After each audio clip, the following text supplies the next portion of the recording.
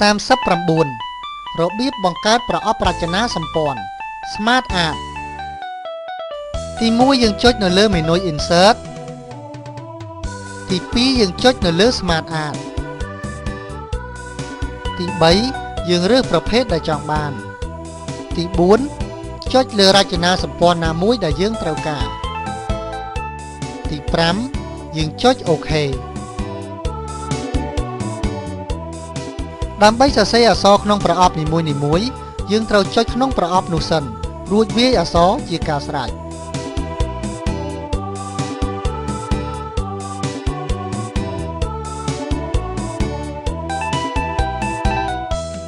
ដើម្បីបន្ថែមប្រអប់ដំបូងគឺយើងត្រូវ select លើប្រអប់នោះសិន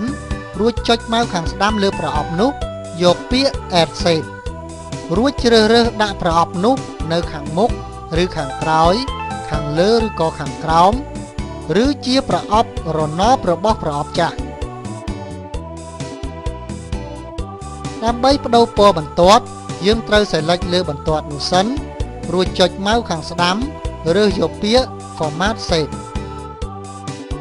បន្ទាប់មកផ្លាស់ប្ដូរទៅតាមតម្រូវការ